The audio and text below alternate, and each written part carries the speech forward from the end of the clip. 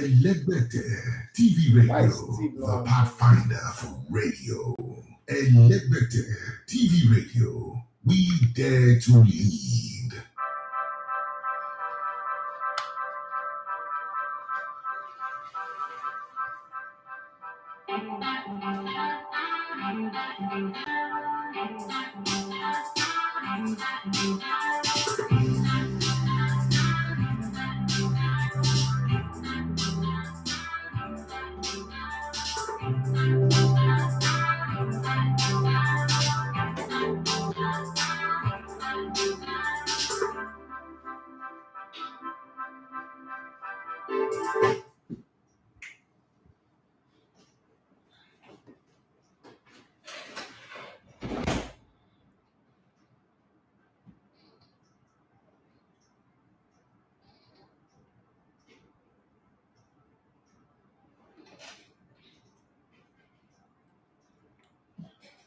Right, good morning and welcome to the Sports Buffet on Atletico TV Radio. My name is David Matthew. So I'm going to love to come to Atletico on the sports. It's been a very tense night and morning for me and my team. Hopefully, as by the end of the show and after everything will be sorted and our bags and baggages will be on its way to Jos. It's unexplainable. Some things just happen that you can't even explain. That's why I am still here doing this show this morning. I'm not sure I have the nerve or the strength to do the show the way I would really do it. So apologies ahead to the people that are here that are listening, whether you're listening online, you're listening on the app, you're listening on Instagram or YouTube. I want to apologize that I'm a little down, like really down. I've not slept all night, been pursuing crew members and fund money that was sent since yesterday. We still haven't seen. I was supposed to produce a game in just on Sunday. How that is going to work, I don't know. Today's a public holiday. We're just hoping against all hope that miracles would happen, laws will be broken to make sure that we get this through. If not, probably we will get miraculous, magical funding to get it done, and then we'll collect our money after the holidays, because that's exactly where we stand. We should have been on our way to just today, this morning, since like 6 a.m., but it just haven't happened. So we're here. Once again, I say good morning and welcome to the Sports Buffet. My name is David Matthew. So I'm going to love to come in a little bit on the sports. For those of you wondering why I am still in Lagos, why I've not started my Ajala travel journey, well, Nigeria happened to us. The game in Just that was supposed to produce, somehow funding was released by the league organizers, the sponsors, and money got to the distribution bank. Yeah, because I followed the paperwork up to that point, and the guarantee that the money's been sent. Now, between sent and receive, we've not seen a dime, and that's a very big problem. But we're working around the clock to make sure we get the game done. At least the people who want to view this game deserve to see it. So it's not something that we'll just sit on the side and say we're not going to do anything. We will do our very best to make sure we get it done. If we don't, then it is forces beyond our control. But we're praying that, that is not our lot. Like, I don't even want to imagine it. I don't want to think about it. But hey, that's where we stand right now. And I'm hoping that probably by the time I'm done with this show, cha-ching, a lot would have come in, and it means that a whole lot of penalties will be paid, delay, and all that. But hey, better lose the profit and get the job done than trying to get a profit and not even get the job done in the first place. So we'll see how it goes. Would I still travel around Nigeria if we get to travel? Yes, obviously I would, because going forward is my responsibility. It's just that I will not be very, very short of cash. Nothing. I mean, there is no elastic limit. If I miss one thing, then I'm stranded on the road. But we will find a way around it, and we will get ourselves, out of whatever quagmire we find ourselves right now. But I mean, it really hurts. I didn't get into the house until like past 1 a.m. This morning, and it's not easy, but uneasy lies the head that carries the crown called Maguire. Probably that's exactly what's happening to me. Maguire is happening to me right now. But let's get the show started, and let's focus on the question of the day. There's always a question for us to answer. Even though we're not Brother Shaggy, there's always a question. And I'm going to start like this, and I say, Why is the overthinking rule only reserved for Pep when City failed to win games? What if Jose Mourinho, for instance, win the Europa Cup with AS Roma? Okay, have Christmas come very early for Juventus as their 15-point deduction have been overturned and they've gone from 7th position on the log to 3rd on the log. What an easy way to get into Europa. Jesus Christ. It's like they invested the points. Perfect timing, perfect timing. But as it is, the prosecution still have 30 days. Okay, from now, these 29 more days to appeal that decision and make sure that the 15 points deduction is enforced.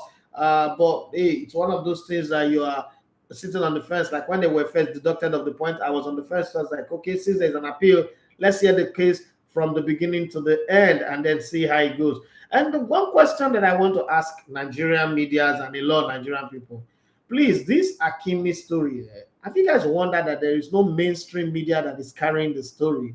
So where did we in this part of the world get this whole excitement and this buzz about it, and everybody's reporting? Like these days, especially when I'm driving and I'm like, okay, let me even listen. If I'm not listening to, because normally my normal routine is I just put music on Google nonstop play, and I'm YouTube, sorry, and I'm enjoying myself. I'm going, or probably I'm listening to my own radio and I'm enjoying the music and I'm going. But then sometimes I'm like, okay, let me even listen to what others are saying, because you can't just sit in your own and think that you know everything. Let me see the paradigm, the direction that people are going.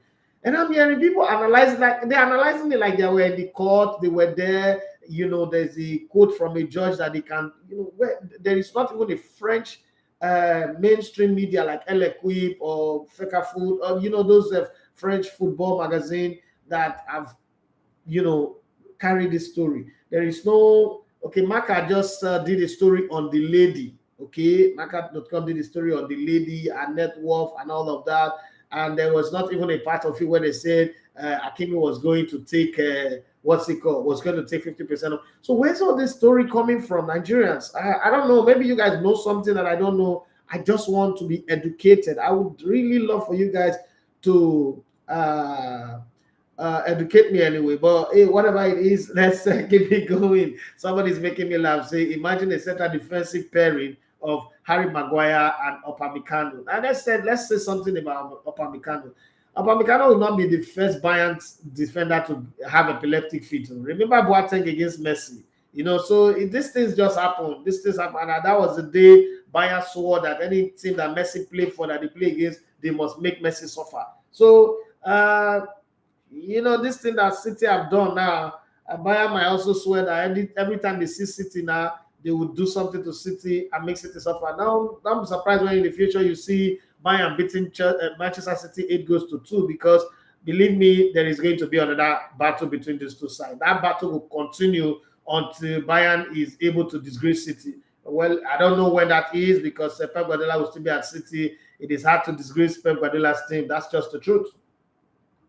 But let's keep our fingers crossed and see how those things go. But then for you, I would also want to know what your reaction is. There's some result that was good. AS Roma winning 4-1 was good. Juventus, going through after a draw was good. And a few other teams, their result was very, very nice. Xabi Alonso seems to be, making an announcement. I remember I started this job with Bayer Leverkusen in a not so brilliant and not so beautiful fashion.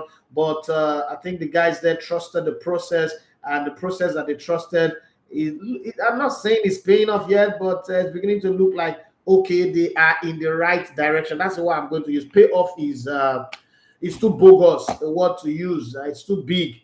Like, not really bogus, but it's too big a word to use. But when you look at it, I'm not sure everybody expected Bayer Leverkusen to come out this good. They went to Royal Union SG. I mean, not really a big team, but they won away from home 4-1. They've gone through now, and it's looking like as it stands right now, you begin to tell yourself that there are possible winners. Okay, the traditional winner, system winner is Sevilla. Sevilla is their system winner. Juventus went away to draw with Sporting, and that pushed them through because they won the first leg. And then you see Sevilla winning. You see Bayern Leverkusen winning, going through AS Roma. AS Roma, because they have Jose Mourinho, not necessarily because of the players, but because they have Jose Mourinho, you are always going to say to yourself, do not do not discount them or discount them at your own peril. Anybody that is going to play them would have to look and say to themselves, this team, maybe they're not doing well locally, maybe the whole local competition, and if you actually look at the league table, you wouldn't really say they are doing bad. And the way it has gone, you could just have an all-Italian finals as well, or you could also have traditionalists. And when I say traditionalists, I mean Sevilla playing in the finals against either AS Roma or Bayer Leverkusen. So somehow you look at Jose Mourinho, and why I'm talking about Jose Mourinho this morning is how Tottenham Hotspur convinced themselves that the man who took them to the finals of the Carabao Cup, a competition they last won in 2004, was not good enough to just have the honor of even defending the moment that the final, playing the finals that he qualified for, and they kicked him out. And I look at how he's gone to AS Roma. I mean, perennial on the achiever, never do well. Even locally, they don't do well. Not talk about going to Europe. And then they won the UEFA Conference Cup, and people say, oh, that's a cheapy competition.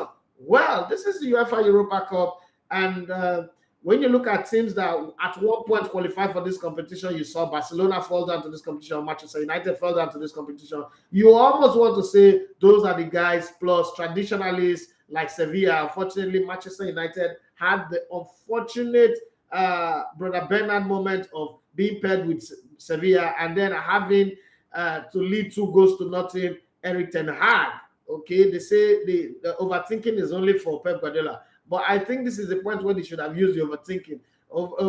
Erik ten Hag thought, okay, we have won this one. Let's go and play calamity and prove to the world that Harry Maguire can play the guitar when he can't even hum a song in his head. Well, he hung them. The game ended 2-2, and you already know that going to Spain, it was going to be difficult, a mountain to climb.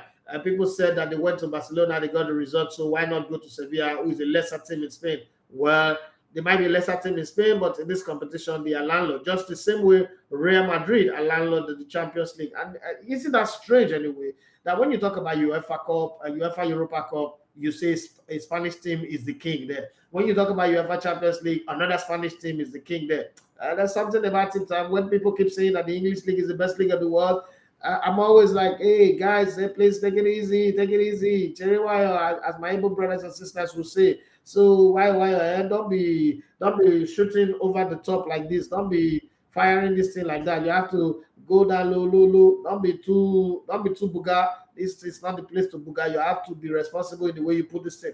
And that's exactly what's happening. So my question is, what if AS Roma goes on to win it? It's not going to be easy. I mean, AS Roma got Bayer Leverkusen, free scoring Bayer Leverkusen to play.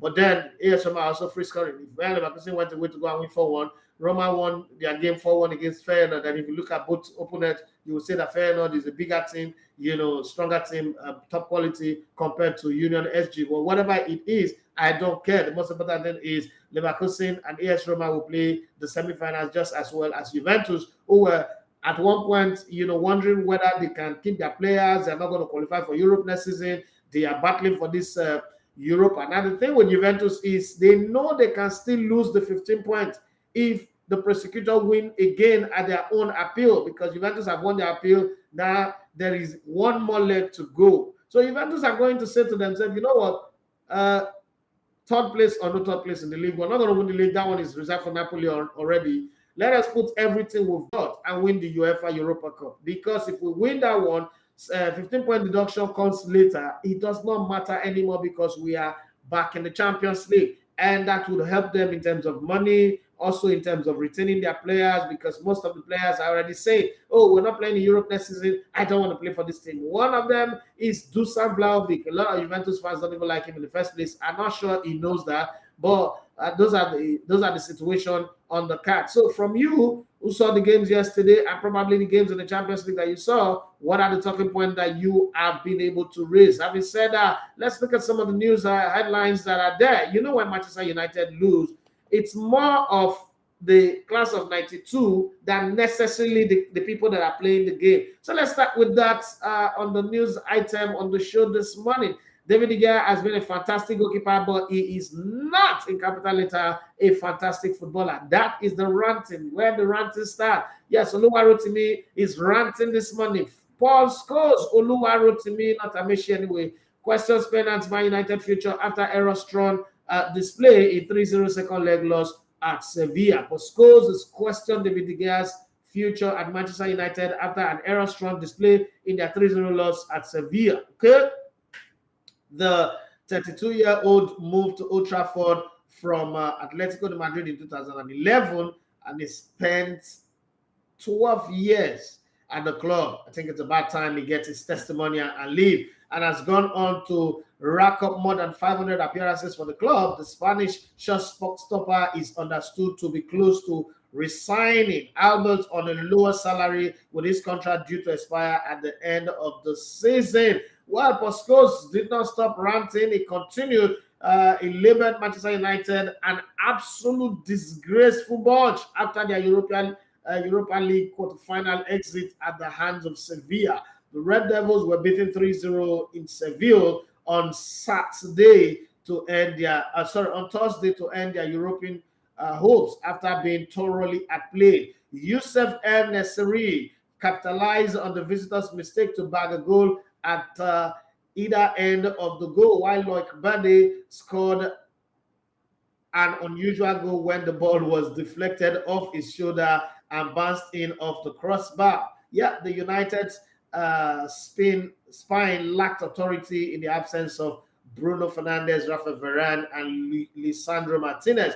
And even Marcus Rashford's introduction at halftime was not enough to bring his side back into the tie. Scholes admitted it was a disappointing night for his former side, as he told BT Sports. Okay, look, it's a difficult night. They didn't handle the aggression from Sevilla tonight. When you come to these places, you expect to take examples from your most experienced players right from the very first minute. The Gea kicked the ball out, and then it went downhill from there. The United keeper was at fault for all three goals as he misplaced a pass that led to the first, failed to save a looping shot straight above his head for the second, and gave away the ball after rushing out of his area for the third. Oh, God. Manchester City players, let's leave the ranting up on Scholes. Now let's go to Manchester City. See, there is tactics, there is quality players, but then there is motivation.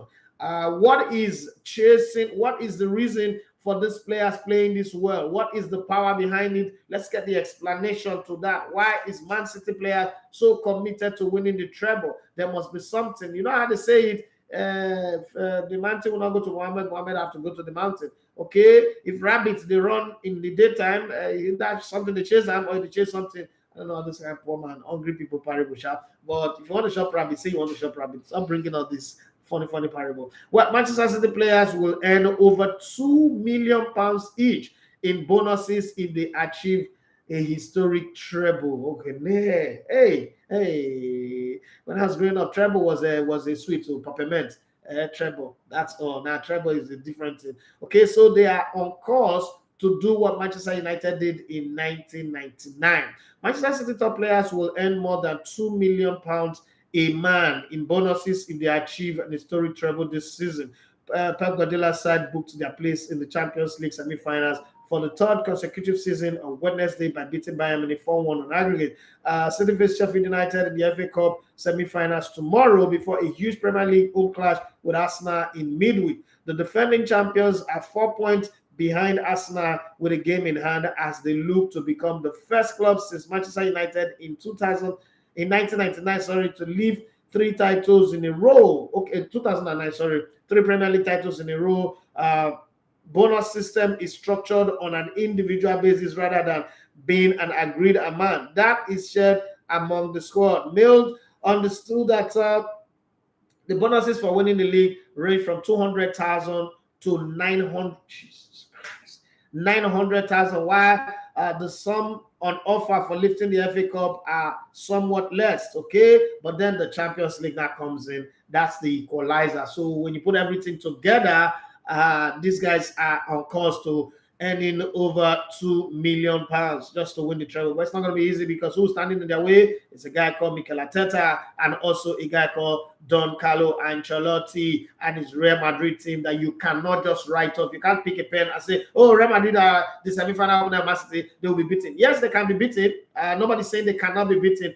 But it's not a walkover. It's not a run in the park. You cannot sit where you are and say Man City will run over them. The same way you can also have hope and faith that the Man City can hold their ground. Remember, the last time they met, Man City had done the job up until the 89th minute. Then, boom, I don't know where it happened. Real Madrid happened to Man City, and the rest, as they say, is history. A couple of seasons ago, they ran all the way to the finals. But guess what? It was then Thomas Tuchel, when no sabi coach, all of a sudden became a master tactician, and everybody said Pep Guardiola was overthinking. We just hope that it doesn't get into a situation whereby the armchair analysts and critics will say he's overthinking. But let's go to Arsenal now. The Arsenal fans will not like to hear this, since this man have not played. Arsenal have struggled for a win, and that they've also struggled to keep a clean sheet. William Saliba, story on him. People were expecting him to come back this weekend or probably the game against Manchester City. But from the look of things, it is hasta la vista for the season.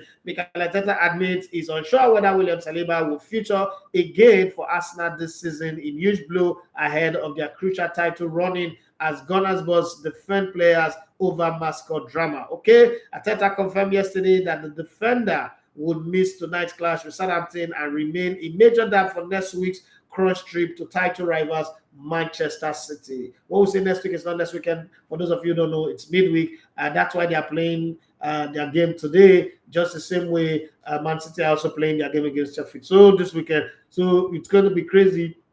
No matter how you pray for Man City players to be injured, the thing is, every player that comes in and does well. Look at their midfield. All of a sudden, John Stone is not anchoring midfield. They let Jack Cancelo go. Many players, out of the team, they still play well, and they are in a running now when they score goals like goals are going out of fashion. Talking about Juventus, let's go to Juventus because it seems like Christmas have come in early, even before July. They've got early Christmas. I'm looking forward to Noel Turing, what he would have to say, how he was feeling when the announcement was made yesterday that the 15-point deduction have been overturned, but then there's still a 30 days count. Okay, from today it's 29 days count for the appeals to go through. They will do everything to make sure they make an appeal on that one. Sporting Lisbon 1, Juventus 1 was the scoreline on the night, but the aggregate was 2-1 in favor of the Italian side. Italian side hold firm to reach Europa League semi-finals. Juventus simply negotiated a place in the semi-finals of the Europa League despite only drawing 1-1 at Sporting Lisbon.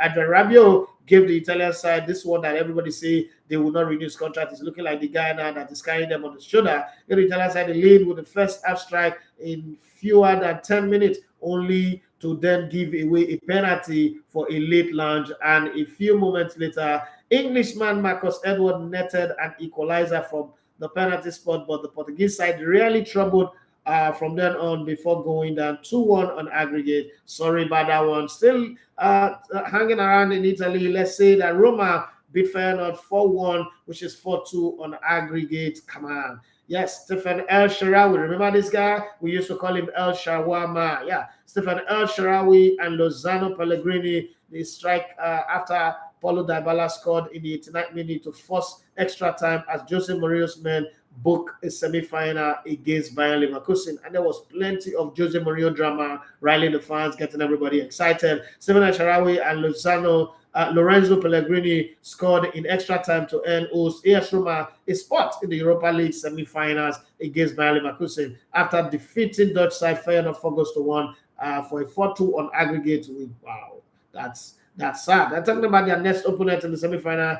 Union Saint-Gallo, okay, lost at home 1-4 against Xabi Alonso's Bayern Leverkusen side as they book their place in the Europa League semi-finals as goals from Moussa Diaby, one of the players that I think Arsenal should go sign. Jeremy Frimpong, that Man United is looking at. Adam Holzek and Mikel Bakker wrap up the win from the Belgium for the German side against the Belgian side in Belgium. The German outfit stopped to a 5-2 victory on aggregate after goals from Moussa Diaby, Jeremy Frimpong, Adam Holzek, and Mikel Bakker, and them a win in the second leg in Belgium. That's the way the story, the cookies crumble on that front. But let's go on the transfer front and see what is happening. What's the story around transfer speculation for your club? You might not take it serious now, but those might just be the stories that your club, the players that your clubs are looking for, and they might sign. And there's more problem with Tottenham Hotspur as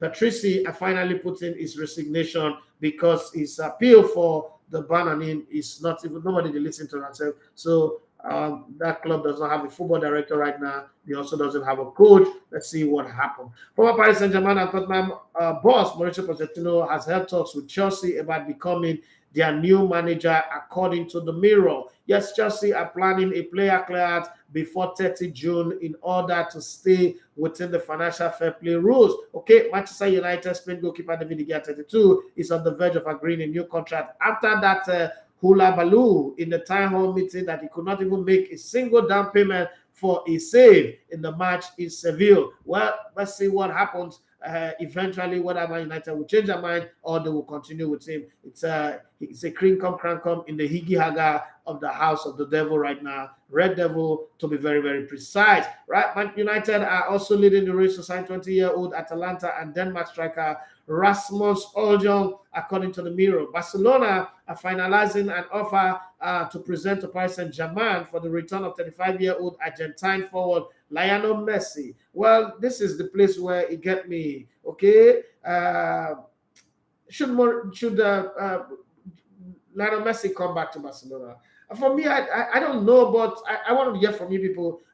Not like I'm trying to throw Barcelona, but I think that they are hanging on to their eggs. They're hanging on to their past. Even if you want to celebrate him, you can still invite him for a testimonial and do a proper testimonial. But to say he needs to come back and so that they give him a proper send-off, I don't think it makes sense to me anyway. But hey, it's not my business. It's not my money. This business is crumbling. You don't need a Messi to come in. But again, look at the numbers. The numbers also don't lie. Messi have also been top player this season in terms of goals and assists. Okay, so it's hard to juggle it completely, to emphatically analyze and say you are absolutely correct without being sentimental. But I just, the sentimental side of me is the one speaking right now. This is not the analyst in me. Aston Villa have renewed their interest in Arsenal and England attacking a midfielder Emily Smith Rowe, 22. Jesus Christ, really? Okay, well, if he's not getting the starting shirt, he should consider his option. He can go, but I would have loved him to stay because you don't know what Fabio Vieira would turn out to be. That's a 50-50 kind of player. Villarreal are set to offer Spain defender Paul Torres a new contract, with Aston Villa plotting a move for the 26-year-old this summer. Every season, there is a club wanting to sign him. If it's not Man City, it is Chelsea. If it's not Chelsea, it's Arsenal. It's not Arsenal, it's Man United. It's not Man United, it's Tottenham Hotspur or Liverpool. Now, they finally want to extend his contract. Let's see how it goes anyway. Manchester City are keen on signing Chelsea and Croatia midfielder Mateo Kovacic, 28, this summer, despite also wanting to stay in the race for Borussia Dortmund and England midfielder Jude Bellingham. What do they need Kovacic for? It does look a bit robotic and still compared to the way they play. They play a very free-flowing movement game where everyone is involved. Is Kovacic dynamic enough to play for Man City? I don't know. Man City top players will earn more than £2 million in bonuses if the club win the treble of the Champions League, the Premier League, and the English FA Cup. I told you that before. Paris Saint-Germain are likely to sign either Nice and France midfielder Kepran Thuram, 22, or 27-year-old Lens and Ivory Coast midfielder Seko Fofana as an alternative to Bellingham. Yeah, be careful with Fofana. This one Fofana that was signed in the blue side of West London. It's not defined. It's not working. The engine of the fan is not working. So be careful with the Fofana that you're signing on, so that you know you'll get have fun at the end of the day. Crystal Palace, Wolves, Burnley, and Sheffield United are all interested in signing Republic of Ireland defender Matt Doherty, 31, this summer after his unsuccessful spell at Atletico Madrid. Newcastle are ready to cash in on 26-year-old French winger Alain Saint-Maxime, okay, to raise funds for the summer signing. They're not getting money again. Orange fund. I thought they were very, very rich from Saudi Arabia money. Newcastle's majority owner are in talks over purchase of Belgian club KV Ostende as a partner club, according to Athletic. Okay. Manchester United, Newcastle, Wolves, Arsenal, West Ham, and Crystal Palace are all keeping tabs on Bayern Munich's Moroccan fullback Nasser Mazue. Let's hope that goes through anyway. Mazue is open to leaving Bayern Munich if he does not get more first-team football at the German club. Former England defender Chris Smalling, who is the tallest player in his team, but is Smalling, is in the final stage of negotiation with Roma to extend his stay until June 2025. Think about it for a minute. How does Smalling becomes a very solid defender under Jose Mourinho in Roma, while Harry Maguire, 80 million Harry Maguire, is doing Brother Bernard with the club? Well, let's keep our fingers crossed. It's time now to jump over to you guys and find out what you guys think. Your take is always interesting for me and intriguing. Let me start with Instagram anyway. Instagram is always a good place to start. Okay, let's see how that goes. It's a lot of talking point on Instagram. Okay, Let's start with this one coming from Sabiboy 014. He said, good morning, Ogaida. Good morning to you. I have a question. Did Maguire have sex tape of Woodward in hand? Because I don't understand. I don't know. So some transfer.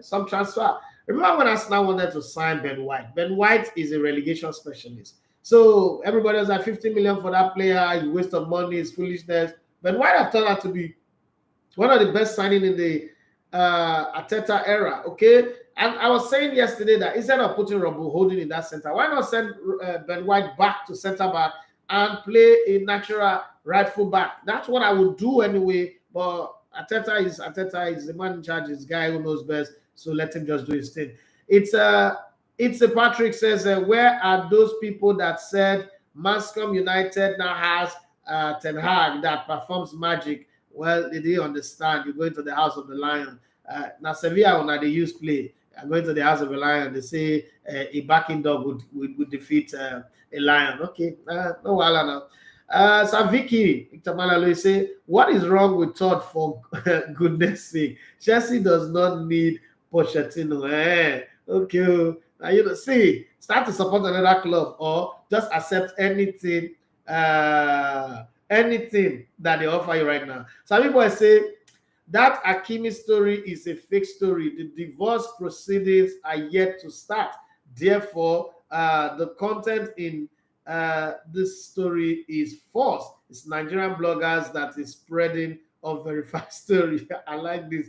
But you used to attack me that I'm trying to prove that I know too much. Then I said, come on, which kind of people talk with this one? The talk never makes sense in the first place. All my savings are with my mother. And I beg, I never even some went for that. Hakimi will not take 50% of his wife's assets. I say, for real? The Western law, the way the law, they don't change the law. What's happened? So Vicky say, I agree with you. Chelsea need Jesus. They really need Jesus. Victor Malalo say, it's now Barca can't do without Messi. No more Messi can't do without Barca. Face your Chelsea, my brother. You're the one way your Chelsea this year. What's past Barca home? But when I say Barcelona don't get money, so that the money, without the money, that's why they're struggling. What is Chelsea's problem? Una get money yakpa. Una see the rich also cry. This one, the rich wept as Jesus wept. John 11:35. It's Patrick says, I think Messi wants to return to Barcelona. Let's wait and see. This is a drama that I'm not even interested in rushing or jumping into the conclusion. I'm going to wait and see how it pans out. And then it's Patrick said, remember when them say Xavi and Iniesta, they make Messi shine? What people? It's always like that. People will always find something to say. Like when they used to say that Abramovich money, I make Mourinho good. Like say the one when you do for Porto. Abramovich money, I work for them. Well, Oduni Remelekon says that Jose Mourinho doing his wonders. Chuks Adigwe say good morning, sports fans, and Eid Mubarak to all our Muslim brothers and sisters. Thank you very much. Chuks Adigwe say, imagine a CD center back of Maguire and Upamecano. The coach, we got blood pressure. Coach and club president. So yesterday, I decided to go watch the football documentary. I watch a lot. I consume a lot of football documentary lately. Not lately, I've always been now I realize I've always been consuming football content. But in terms of the modern day act of turning it into storytelling, connecting the fans, the communities, the management. So for a while now, I've been putting it You sleep or no sleep last night, don't they come back to bite me? For a while now, I've been putting it back. Like, I will see it, I'll leave it. Sunderland till I die. I don't know if you guys have seen that. If anybody's seen it, join me in the conversation. If you've not, I think it's something you need to go and see. So I decided to see it. It's part 1 and part 2. So I decided to see the Sunderland till I die stuff. And I was watching it. I remember I've seen Man City All or Nothing. I've seen the Arsenal one. I've seen the Sports one. I've seen the one for rugby, Nicolas Anelka, Figo, Atletico Madrid, Fernando Torres, even the ones that they don't speak English that you're struggling to read, the story in Argentine, the little boy story. I like every football documentary I've seen because probably that's like my line, okay? Storytelling, sports storytelling is my line, okay? So somehow we get to the point where I don't understand. I can't remember. Sabi boy, I don't understand. Sabi boy for this, the woman filed for divorce last month, and divorce case lasted more than a year in both French and Spanish courts. My question though is it possible for a player to be receiving salary with third party account number? It's possible. Yeah, it's possible. But what I think would happen, yes, it is. It's actually possible. But what I think would happen is he would receive the money and then he would transfer the money to the third party, the mother's account. I think that's what he did, more like paying the money forward to the mom. Well, hey, all this talk of Hakimi this, Hakimi that, it's just all useless. So I decided to watch it. And as I was watching it, I saw a different angle. So I've also seen When Eagles There. I used to think that one, the Crystal Palace story, when Simon Jordan and the rest were running the club. If you go back and watch that one, if you ask me, I'd advise watch that one first, When Eagles There. It's on Amazon Prime, and then come back to Netflix and watch Sunderland Till I Die. The reason why it is relative to probably somebody who is in Nigeria, it's that it's not a big club with big money situation. It's a club in debt, a club in crisis. For me, I learned a whole lot on managing your finances, being honest, working very, very hard, and being honest with your audience. Especially, another reason why I watch this thing is, my business is built on connecting with the audience, with the crowd, and growing together. Sometimes what disconnects people from you is not knowing where you're going and not seeing honesty, truthfulness in what you do. And they all of a sudden just disconnect, like, this guy's not serious. But people want to see your struggle. And in Sunderland Till I Die, especially in the part 2, in the season 2, Jesus Christ, like I saw that struggle, I saw the maladministration, the same kind of problem we have in Nigeria, the maladministration that got them into the problem that they were in, and the heartbreak of losing the Checker Traders Cup finals in Wembley, and then also losing the promotion in Wembley against Charlton Athletic, the same thing that they've lost before, 21 years before. It was crazy. But there was a lot of lessons. Sometimes you learn more when you study struggling clubs than when you look at big clubs, like you look at Arsenal, Man City. You're just getting entertainment value. Like, okay, for a content creator, you just see the beauty of content, the rich arsenal of content. But I love the Sunderland one because of how they weave personal story, the owner, his personal story, his wife, his children, the coach, the players, that family thing, just like the Crystal Palace one. I think what I love about the Crystal Palace one was the method in which they used to buy the club. You just look at society sometimes and say societies work differently, even in the same country. What works for West Ham might not work for Arsenal. What works for Arsenal might not work for Tottenham. What works for Tottenham might not work for Man United. You don't understand? But there is always a lesson to learn. And blanketing everybody's success in one might not just work. And it's something very, very beautiful. Sometimes it's about moments, sometimes it's about timing, sometimes about season, okay? And sometimes about connection with people. Having said that, let's continue with what I was reading. Ele Regina had said, Jose, my man. And then Johnny Gaffer, my guy. He said, when Rangnick said United need open heart surgery, some thought he was mad. Most of those players last night are the same ones who have put United in the bad state. 7 out of the 11. I agree with you completely. Akimusuyi Solomon on Instagram said, "Boss, what's your bold prediction on the 3 semi-finals in Europe?" 3 semi-finals. Okay, so I kind of like think AC Milan will beat Inter Milan. But I'm not sure of that one. That game is 50-50. But I think that AC Milan just have European experience more. And, I think they will beat Inter Milan. For one very funny, strange, stupid reason, maybe it's sentiment, maybe it's my love for Pep Guardiola, maybe it's my desire to see a new winner of the Champions League because I'm always rooting for the underdog. I think that Man City will beat Real Madrid this time around and go through. Remember, Man City comes back against teams that have defeated them before. They always find a way to ride over them. I think that this team right now, the way they are playing, if everything go their way against Sheffield and against Arsenal, they will be in very buoyant and high spirit. But if they, for instance, they get knocked out by Sheffield, which I'm not seeing, they get knocked out by Sheffield hypothetically now, and then Arsenal beats them or Arsenal gets a draw against them in the league, meaning that the treble hope is gone. There is no way it will not play in their head and play in their mind and distract them because there is so much at stake. Apart from the pride of winning a treble, they would have also lost the chance of winning over £2 million each in bonuses. And if you've ever been with footballers, nothing rock footballers more than the money. So the feel of that money, the money feel would always come to play. And I pray it doesn't happen anyway. I pray they win. I'm an Arsenal fan, and Arsenal fans will not like me saying this, because what it means is I'm saying that Man City should beat Arsenal, next week. Well, if that's what it takes, that's definitely what it takes. But that kind of meltdown, nobody would accept any excuses from Pep Guardiola and his Man City team. I think that Man City will beat Madrid. For the Europa, I just don't know, but I think Juventus will go through to that finals.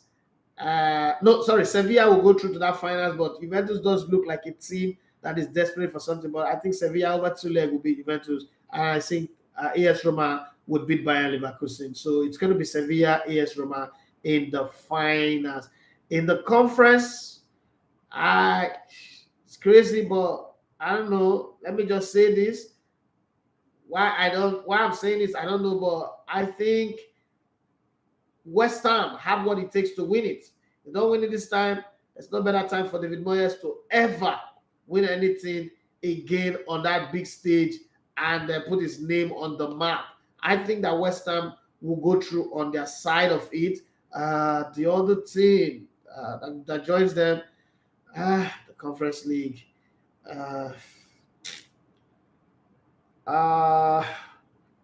It's hard. It's hard. But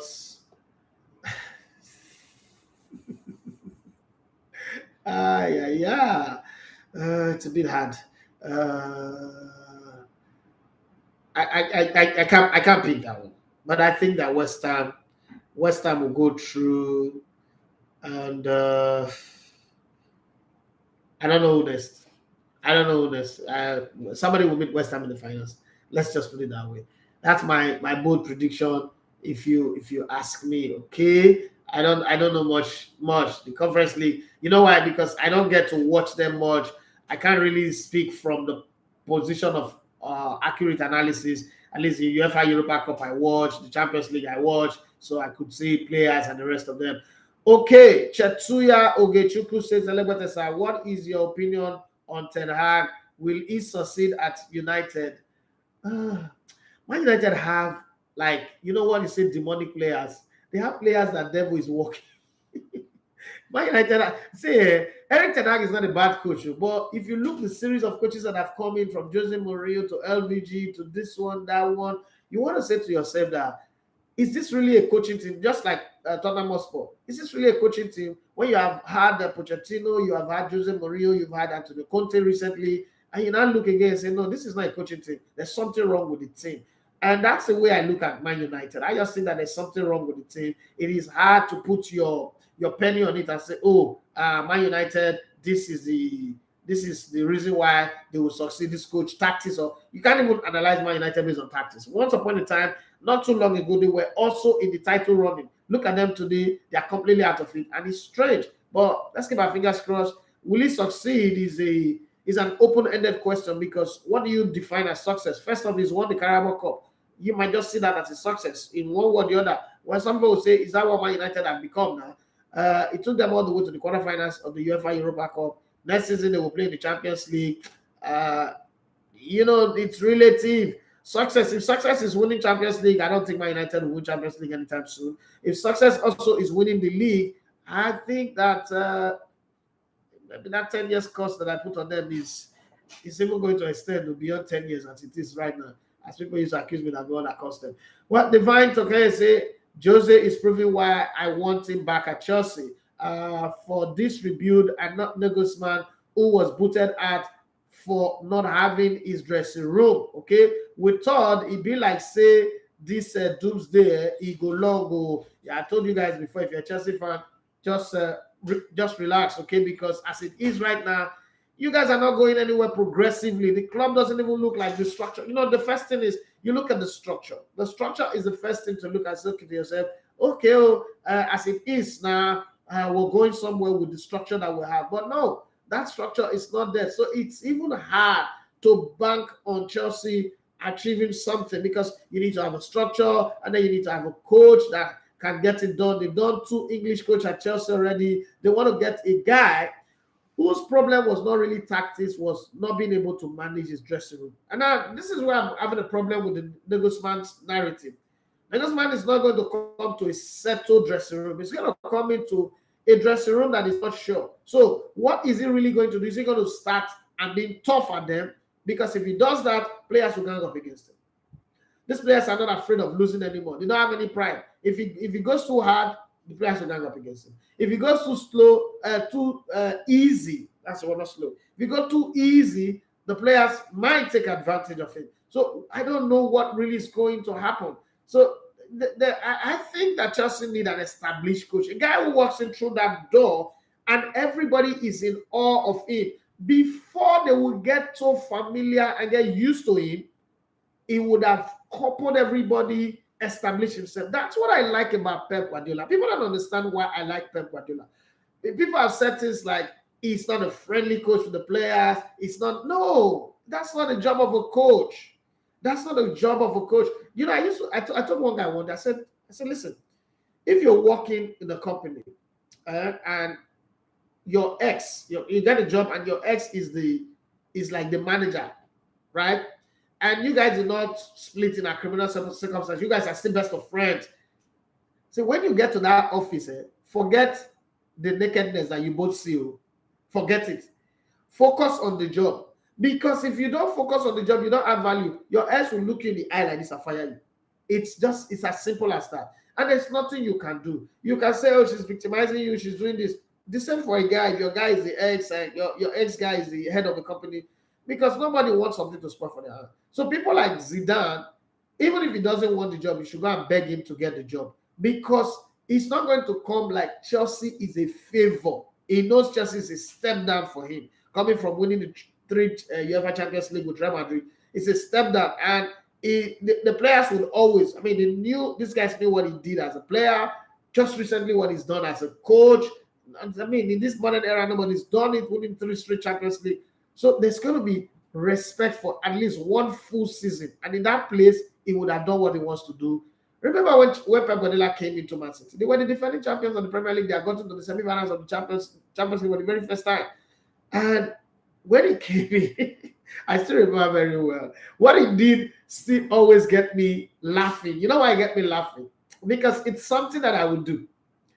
First person to go was the captain and strongest man of the team, I think so, Joe Hart. Joe Hart was England number 1. So when he caught Joe Hart out and sent him on loan, what he actually did was to look at the English media and tell them, give them the middle finger. Like, come at me all you like. And then he ended that season on winning the title. But he didn't bother. He was building his team. And the result is what was the rest as we're seeing now. It's what we're seeing. Okay? I think the English press are still not forgiving him for that. cutting off people like Julian Lescott, cutting out a few people, but that's how you step into the ring and announce yourself. And I'm sorry, Julian Nagelsmann is not going to be able to do that. And then again, the Chelsea team doesn't have a spine. So when I say spine, from goalkeeper to center back, your best player is your center back that is about to retire, Thiago Silva. And to defensive midfield, you just have a crowd of people.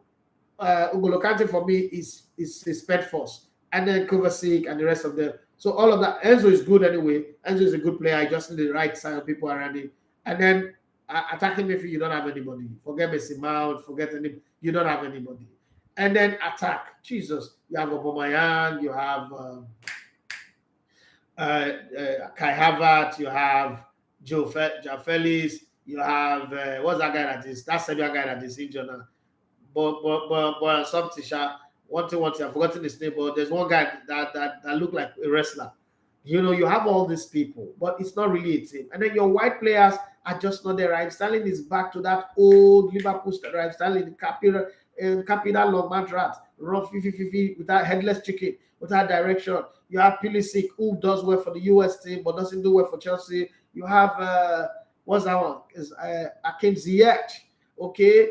The best thing about him is the fineness of his name and his World Cup performance. But we all know that not everybody who perform well at the World Cup also perform well at club level. James Rodriguez or James Rodriguez is one of them. But then you can push the conversation any direction you want to push it to. The truth of the matter is Chelsea doesn't even have the playing squad to get it done.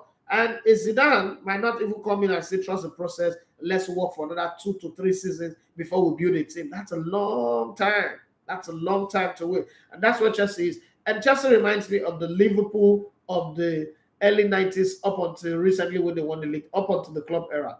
The thing with Chelsea right now is they keep wanting to force the result to change, so they will keep truncating the process. So everybody that comes in start afresh is like Nigeria, right? Everybody that comes in start afresh. Like Nigeria pastor, every year is a year of new beginning. Well, then they continue the beginning where we start last year. So they are going to be starting afresh. At some point, they become jaded in that circle. They win one European Cup trophy in between, but they'll just be jaded. They'll go from we're supposed to be competing for titles to let's just make it to the top 4. Okay, we didn't make the top 4. Let's play Europa. Let's see if we can win it and get through the back door, enter the UEFA Champions League through Europa. All of those things will not become the element of Chelsea, and at the end of the day, it just might not work. And especially when you have a very rich owner. Every transfer window, every club out there now knows that Chelsea is desperate because of their position. And some players will say, I can't go and play for Chelsea because they are not playing in the Champions League. So the only motivation for me to play for them is they need to give me big money. I need to negotiate for big salary and the rest of them. And clubs that want to sell for them to say, oh, you're taking a player, you have to pay big, just like Liverpool paid for Darwin Núñez. And that kind of situation will just continuously spiral the club out of control. Before you know it, we've gone another 10 years without winning anything major. As Chelsea fans, don't be angry, but I'm just giving my own postulation about your club situation. Where did I stop now? Regina, I've got something to say though. Ele Regina said, Divine Tokeye, if Bolly would just give him the free rein at Chelsea, Divine Tokeye replies, say, Ele Regina, that man never ready for business, but he go tell him soon. Scores soon. Oh, but he go tell him scores soon. Divine Tokeye say, boss, how will you feel as an Arsenal fan if Man City comes from behind to win the league title? Now, and when do you think Arsenal can win the league if they somehow miss out this year? So I think as an Arsenal fan, I must be very realistic and be honest. Like I've been saying all season, I'm one of the few persons who still insists that Man City will win the league. So first off, let's agree to disagree here. That Man City have the best squad in the league this season. And there are times where they've not played well, but since after the World Cup, they find their mojo, they find their rhythm, and everything is going well. You can have a player that scored over 40-something goals in your team and the highest assist maker in your team and not end up winning the league titles. And it's going to be strange. And playing the way they are playing, I think they deserve to win the league title. Will I be angry as an Arsenal fan? It will hurt me, but angry, no. It will help me because this is the best chance, like in 2016, this is the best chance we've had this season, 2016, and the season Eduardo da Silva got injured, and then I think that season that Arsenal lost the title by 4 points, because of Wenger's inability to coach properly. But I will look at it overall, holistically, because I'm an analyst, and I'll say from the one, I never expected Arsenal to win the league title. Maybe I got high on the expectation of other people, but definitely not mine. And I would be sad, but maybe for 2 or 3 days, and I'll get on with it. The real goal was for us to play in the Champions League, and we're back. Now, the second question is, when do I think Arsenal win this title? How does the players react? If the players feel like, we're not good enough, we can't win it anymore, and then that could go for another 10 years or more, okay? Because the chasing pack, we don't know what it will look like. I don't think that Manchester United will enter into the title race next season. From what I'm seeing this season, I almost thought that they would, but from what I'm seeing this season, it's going to be difficult. Some players have, what Arsenal used to be is what Man United is becoming now. Players come in, they have form, they look like the guys that will take them to the next level. But every season, they begin to sink into mediocrity. They begin to drop. If you look at Bruno Fernandes, the form he was the first season he came, it's not the form he is this season anymore. And the form is dropping and dropping and dropping. Same for every other person. Antonio Marcel, Rashford may have had a good run this season, but at the end of the day, next season, he might not be there. And you look at Raphael, Varane, he's older now. They need somebody to support him. Martinez, is beginning to get the wear and tear of a very, very crowded season. I don't know how it will be next season. Man United also need a right and a left fullback. Diego Dalot and Aaron Wan-Bissaka from Umbese. I don't know if he will be able to deliver the way he is. I don't know if somebody will speak to Anthony and say, just give us that thing we saw of you in Ajax. Even if you want to show both, but let him be result-oriented. I don't know if he would be able to do that. Okay, so there's a whole lot of components of the Man United team that is not working well. And you cannot just sell everybody. Pep Guardiola is the only guy who's found a way to renew his team every season. I just saw that the same Bernardo Silva, King Gundogan are going. You'll be shocked that they have players already ready. That's why when they say Leroy Sané, Raphael wants to leave, everybody was shocked. But look, they left. Look at them. They're still there in the race. Gabriel Jesus left. Zinchenko left. Jack Cancelo in the middle of the season left. But look at them. They've become stronger. There's something that Pep Guardiola have, and he does, and he knows that every other person doesn't know. So that's what Tottenham was not going to be in title race. Liverpool, if they don't fix their midfield, I still don't think that they will be in the title race. So it's still going to be Man City again, probably winning a 4th one if they win this one, and Arsenal will chase them. Okay, so the best time that Arsenal will be able to win the title is when Pep Guardiola leaves England. As long as Pep Guardiola is in England, I think that every season will start with me putting all my smart money on Pep. Do I want Arsenal to win the league title this season? Yes, that's what a fan will do. But from a position of objectivity, Man City have not taken the title from Arsenal. Arsenal have gifted back the initiative to Man City. They are still within a shot of winning it. If we are having this conversation next week after the midweek game with City and Arsenal have been defeated by City, then it's a foregone conclusion. But there is a little matter of Southampton today. Let them play Southampton first and win. Then before they go and play Man City. This is a situation where they could have been many points ahead of Man City before this Wednesday game. So put it this way, if you add 4 points to what they already have right now, they would have been 8 points. And then if they had won tonight, they would be 11 points. So when they play Man City midweek, it would have just been, okay, 8 points. There's nothing to lose anymore. Go play Chelsea, play whatever you want to play, and go. But unfortunately, Arsenal are not in that place right now. They need to go to the Devil's Den or the Lion's Den and rescue the goats and see if they can do it. They do that one, then it's their title to win. But right now, it's Man City's title to lose, and it's Arsenal's title to fight violently for. But it's going to take a while. I don't think if Man City win the title this season, they are going to be bad next season. I think that they're going to be better. Looking at the type of players they want to sign, they are just going to be better than they are this season.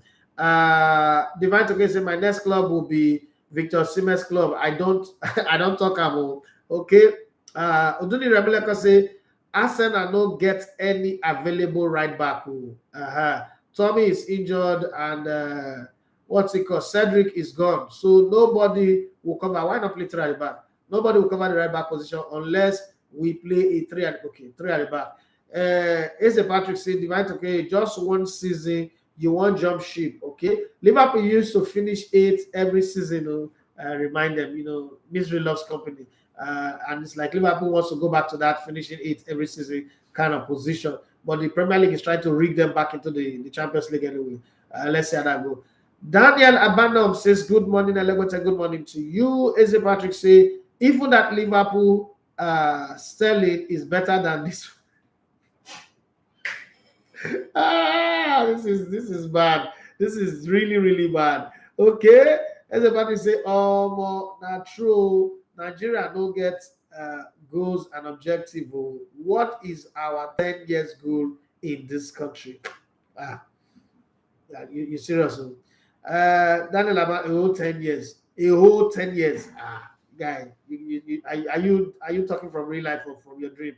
Chelsea will bounce back in 2 years. Okay. I don't want to say anything, but I'm not seeing the plan to make that happen. So it's not about whether they'll bounce back. It's possible, but I don't see a plan in place. Okay. Chelsea right now look like a low budget version or a worse version of Tottenham Hotspur. Confusion, just doing anything, hoping for luck. You can't build a great empire hoping on luck. Well, this is where I draw the curtain on the show, guys. Please do what, subscribe to the YouTube channel, pray for us. Let's hope that when I'm signing out on this show now, they will call me and say, I'm going to have been paid, and we jump on the plane. I will start going to Jos. Having said that, whatever happens, it happens. Nigeria, you can have your plan, and Nigeria will happen to you. So Nigeria is happening to my plan of traveling around Nigeria, doing content, and coming back with it. Whatever happens, if I'm here, if you see me here on Monday, you know that Nigeria has happened to a very good plan that I have, and it didn't work. Okay?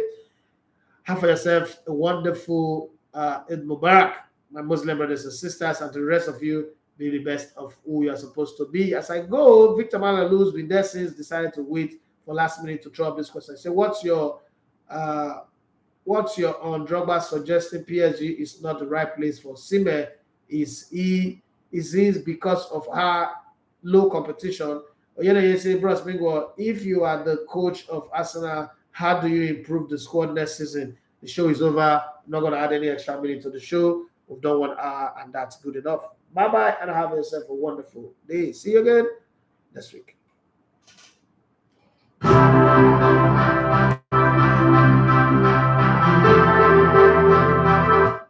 name is Frank Idemudia Alapa. That's my name. Talking sports is my game, and I am the greatest. I love listening to Better TV radio. For undiluted, unadulterated, it's probably replicated, but still not yet duplicated. It's sports only on Better TV radio. I